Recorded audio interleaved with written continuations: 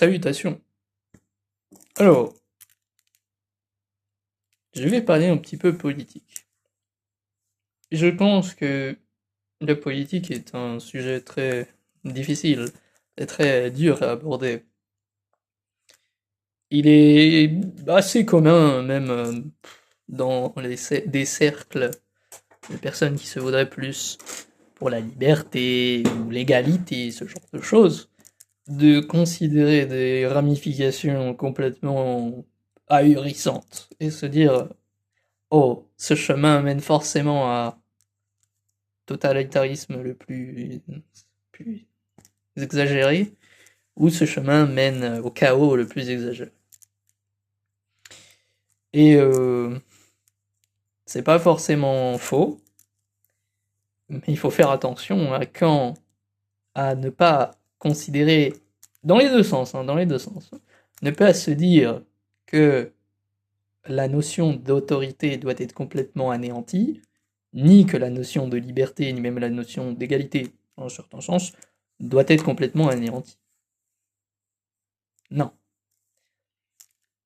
La politique n'est pas non plus une affaire de milieu, plus une affaire de cohérence. La philosophie politique, c'est réfléchir sur la politique, c'est dire quelle est la meilleure politique quelque part. Il y a aussi la science politique, mais la science politique dépend aussi, a beaucoup d'influence dans des sujets qui marchent pas très bien. Si de base on dit que la politique elle doit être athée, bah la politique si elle est athée, elle est ratée. Si elle doit être ratée, elle est ratée. Voilà. Mais donc oui, le sujet politique est très intéressant pour moi et je considère que je vais traduire la blague un peu que j'ai faite juste avant, ou juste avant. C'est très simple, c'est-à-dire que les personnes qui sont des sexualités néo-sexe, néo-genre, serait le même type de personne que l'Algérien qui défend plus son pays alors qu'il est en France. Que le jour où il y a une guerre, il se dit ah non non ah là là non, ça veut dire ah non mais quand je suis content, ah je suis pas France, je suis pas français.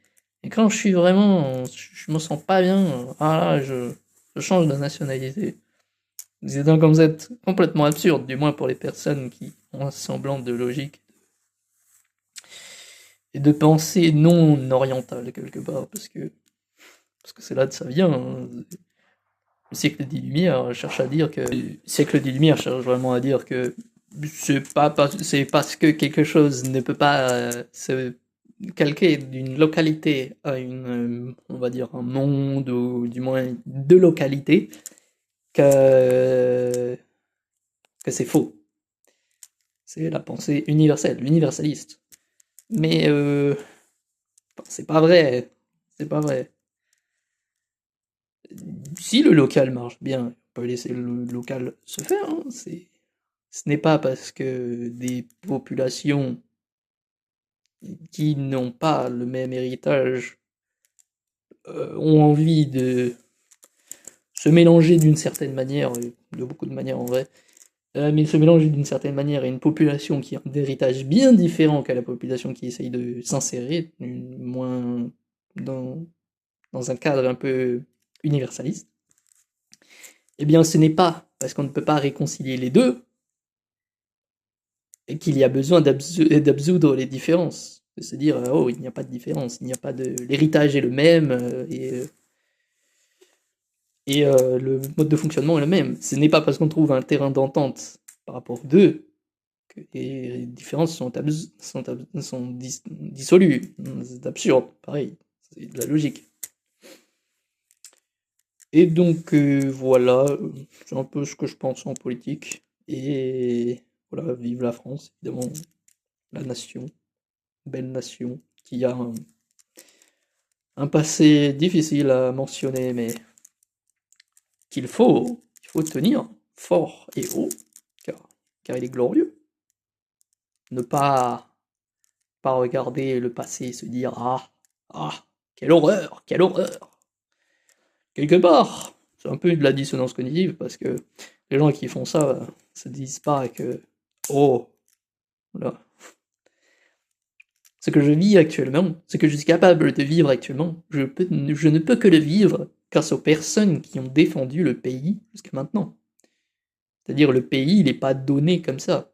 Non, il y a eu une histoire avant. Et s'il n'y a pas d'histoire avant, bah, il n'y a pas de pays maintenant. Ou alors il y aurait eu pas de pays maintenant potentiellement. Donc voilà. Oui. Je préférais la philosophie politique à la science politique parce qu'il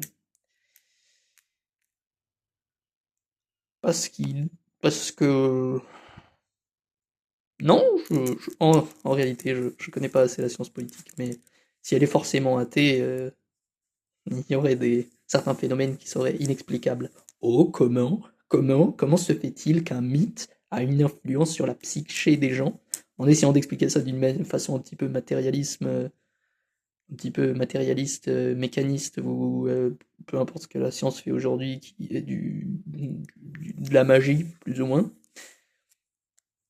eh bien, c'est compliqué. C'est compliqué. Parce que